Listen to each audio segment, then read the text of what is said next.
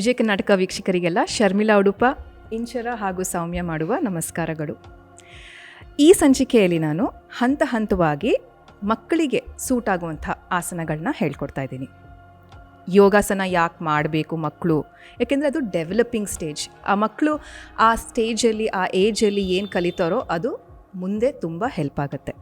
Confidence ಇರ್ಬೋದು, ಇಲ್ಲ self esteem, emotional balance ಇರ್ಬೋದು, ಆಮೇಲೆ ನಿಮಗೆ ಫ್ಲೆಕ್ಸಿಬಿಲಿಟಿ ಮತ್ತು ಸ್ಟ್ರೆಂಗ್ತ್, ಇದೆಲ್ಲ ಬರೋಂಥ ಒಂದು ಅಭ್ಯಾಸ. ಸೊ ನೋಡೋಣ ಬನ್ನಿ ಹೇಗೆ ಮಾಡೋದು ಅಂತ ಹಂತ ಹಂತವಾಗಿ ನೋಡೋಣ ಬನ್ನಿ.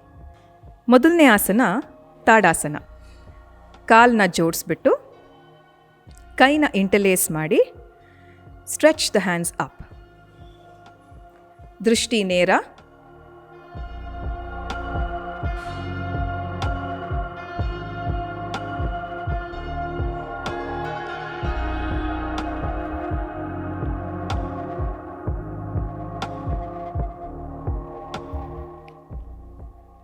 ಎರಡನೇ ಆಸನ ಬಂದು ರಿಲ್ಯಾಕ್ಸ್.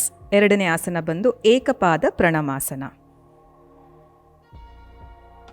ಎಡಗಾಲು ಅಥವಾ ಬಲಗಾಲು ನಿಮ್ಗೆ ಯಾವ್ದು ಕಂಫರ್ಟಬಲ್ ಆಗಿದೆಯೋ ಆ ಕಾಲನ್ನು ಎತ್ತಿಬಿಟ್ಟು ಹಸ್ತ ಪ್ರಣಾಮ ಹಸ್ತ. ಈ ಆಸನ ನಿಮಗೆ ಕಾನ್ಸಂಟ್ರೇಷನ್ ಇಲ್ಲ ಮೆಮರಿ ಇಂಪ್ರೂವ್ ಮಾಡುವಂಥ ಒಂದು ಆಸನ. ದೃಷ್ಟಿ ನೇರವಾಗಿರಲಿ, ಒಂದು ಸ್ಟ್ಯಾಟಿಕ್ ಆಬ್ಜೆಕ್ಟ್ ಕಡೆ ಗಮನ ಇರಲಿ. ರಿಲ್ಯಾಕ್ಸ್. ಮುಂದಿನ ಆಸನ ರೂಸ್ಟರ್ ಪೋಸ್ ಅಂತ ಒಂದು ವೇರಿಯೇಷನ್. ಬಲಗಾಲನ್ನ ಎತ್ತಿಬಿಟ್ಟು ಕೈಯಿಂದ ಸಪೋರ್ಟ್ ಮಾಡುವಂಥದ್ದು. ದೃಷ್ಟಿ ನೇರ, ಮುಂದಕ್ಕೆ ನೋಡಬೇಕು.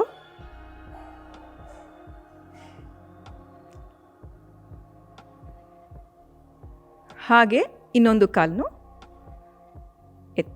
ಎತ್ತಿ ಮಾಡಿ.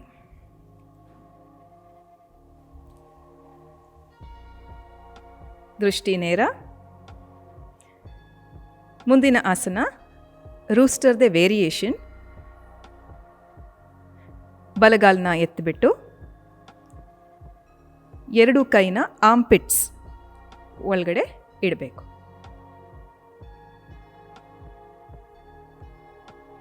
ಇಂಚರ ತಾಯಿನ ಸ್ವಲ್ಪ, ಕಾಲನ್ನ ಸ್ವಲ್ಪ ಹಿಂದೆ ತಗೊಂಬ. ಇದನ್ನು ಹಾಗೆ ಎಡಭಾಗಕ್ಕೂ ಮಾಡಬೇಕು.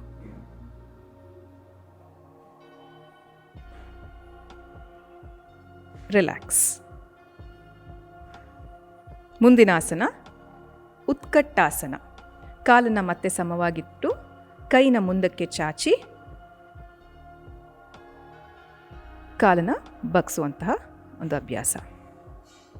ನೇರ ದೃಷ್ಟಿ. ಕೈನ ಸ್ವಲ್ಪ ದೂರ ಮಾಡು ಸೌಮ್ಯ. ಕೂತ್ಕೋ ಇಂಚರ. ಇನ್ನು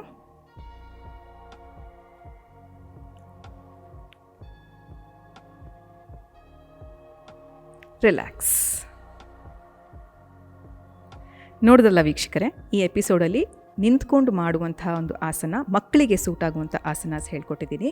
ಈ ಆಸನಾಸ್ ಮಾಡೋದ್ರಿಂದ ಅವ್ರ ಕಾನ್ಸಂಟ್ರೇಷನ್ ಇರಲಿ, ಮೆಮರಿ ಇರಲಿ, ಇಂಪ್ರೂವ್ ಆಗುತ್ತೆ. ಓಕೆ, ಸೊ ಇದನ್ನು ತಪ್ಪದೆ ಪೋಷಕರು ನಿಮ್ಮ ಎದುರುಗಡೆ ಮಾಡಲಿ, ಗೈಡ್ ಮಾಡಿ ಮಕ್ಕಳಿಗೆ. ಯಾಕೆಂದರೆ ಅವರಿಗೆ ಒಂದು ಅಂದಾಜಿರಲ್ಲ, ಕಾಲು ಎಷ್ಟು ಎತ್ತಬೇಕು, ಕಾಲು ಎಷ್ಟು ಬಗ್ಗಿಸ್ಬೇಕು ಅಂತ. ನಿಮ್ಮ ಮುಂದೆ ಮಾಡುವಂಥ ಅಭ್ಯಾಸ ಬೆಳೆಸ್ಕೊಳ್ಳಿ.